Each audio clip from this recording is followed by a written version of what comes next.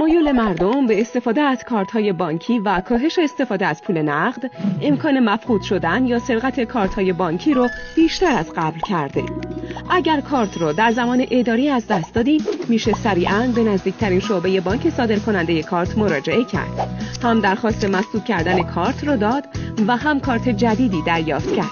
راه بعدی تماس با تلفن بانک یا میز امداد بانک صادرکننده کارت برای مسدود کردنه. البته یکی از سریع‌ترین راه‌ها استفاده از سایت اینترنتی بانک هاست که این روش نیازمند شماره کارت، رمز دوم و کد CVV2. در آخر شما میتونید با مراجعه به خودپرداز بانک مربوطه، زدن دکمه ثبت، گزینه مسدود کردن را انتخاب کنید و با استفاده از شماره کارت و وارد کردن رمز دوم کارت رو مسدود کنید.